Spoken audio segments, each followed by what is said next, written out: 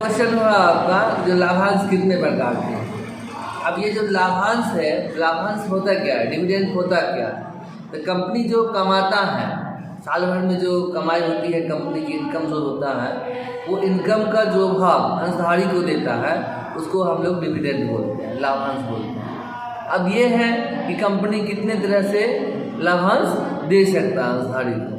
तो लाभांश देने का हजारों तरीका है, जिसमें से कुछ तरीका आपको बताया है। जिसमें पहला है आपका नगद लाभांश, कैश डिविडेंड, मतलब कैश में जो है चेक के माध्यम से भी हम पेमेंट कर सकते हैं इसमें। और दूसरा जो है स्कंद लाभांश, बोनस अंशों के रूप में भी लाभांश है, मतलब शेयर में जो है हम उसको जो है डिविडेंड दे सकते हैं। जितना का डिविडेंड देना है, कैश नहीं देकर उसका हम शेयर दे देते हैं। अगला है संपत्ति लाभांश, प्रॉपर्टी डिविडेंड। अब ये संपत्ति लाभांश क्या है, जो कंपनी कभी कभी क्या करती है, जो मान लीजिए अब जो डिविडेंड का पैसा हुआ, जिन लोगों को लाख से ऊपर का पैसा बनता है, 5 लाख से ऊपर डिविडेंड का पैसा बन रहा है, तो एक छोटा सा फ्लैट जो है दे दिया बम्बई में, दिल्ली में। और वो मान लीजिए वहाँ पर मान लीजिए कभी भी वो जाएंगे तो स्टे करने के लिए, ठहरने के लिए उनको हो जाएगा।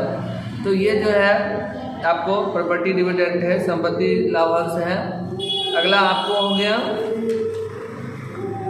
बंद पत्र लाभांश, मतलब बाउंड डिविडेंड है। ढेर सारे मान लीजिए बाउंड्स है, जो कि एक निश्चित रेट के दर से आपको जो है इंटरेस्ट दिया जाता है उस पर, और ये जो है आपको इस तरह से भी बाउंड्स के माध्यम से भी आपको डिविडेंड दिया जा सकता है। उसके बाद अगला है आपको अतिरिक्त लाभांश, एडिशनल डिविडेंड। कंपनी जो है, जब कंपनी को वर्ष भर में अच्छा लाभ होता है, तो जो एक पहले से डिविडेंड घोषित रहता है वो तो रहता है, उसके बाद अलग से भी एक डिविडेंड घोषणा करता है, जिसको हम लोग अतिरिक्त डिविडेंड बोलते हैं, एडिशनल डिविडेंड बोलते हैं।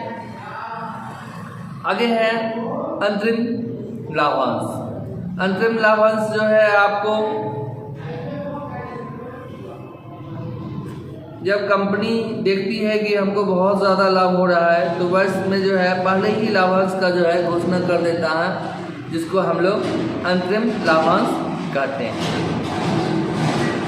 आगे है आपको वस्तु के रूप में लाभांश, डिविडेंड इन एन आर्टिकल्स। अब ये वस्तु के रूप में जो लाभांश दिया जाता है, तो कंपनी जिस उत्पाद का जो है व्यापार करती है, वही उत्पाद जो है अपने अंशधारी को जो है डिविडेंड के रूप में बदले में जो है देता है। मान लीजिए कि अगर आप जो है, या हम लोग एक कंपनी, साबुन का कंपनी खोलते हैं, और ये साबुन का कंपनी जो है, जो मान लीजिए अंशधारी हैं, सभी लोगों को जो है साबुन दे दिए 6 महीना साल भर जो यूज़ करेंगे उसके लिए, और बोले आप मार्केट से जो साबुन खरीदते हैं तो आपका कंपनी है, आप जो है ये साबुन यूज़ करिए।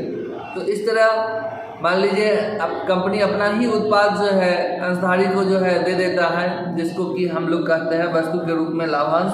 जो ही वस्तु का कंपनी है, वो वस्तु जो है अपने अंशधारी को दे दिया जाता है, तो जिसको हम बोलेंगे वस्तु के रूप में लाभांश। आगे है आपको संयुक्त लाभांश, कंबाइंड डिविडेंड। इसमें है क्या, जो कुछ नगद भी दे दिए, कुछ जो है डिवेंचर भी दे दिए, कुछ का जो है शेयर भी दे दिए, कुछ के प्रोडक्ट भी दे दिए, तो इसको हम लोग बोलते हैं संयुक्त लाभांश, कंबाइंड डिविडेंड। और अगला पॉइंट है वैकल्पिक लाभांश, ऑप्शनल डिविडेंड। इसमें क्या है कि अंशधारी पे डिपेंड करता है कि जिसको सिलेक्ट कर, कि वो कैश लेना चाहेंगे तो कैश दे दिया जाएगा, अगर वो चाहेंगे आपको ये क्या कहते हैं शेयर लेना तो शेयर दे देंगे, अगर वो चाहेंगे डिवेंचर लेना तो डिवेंचर दे देंगे, वो अगर कहेंगे प्रोडक्ट दे दीजिए तो प्रोडक्ट दे देंगे।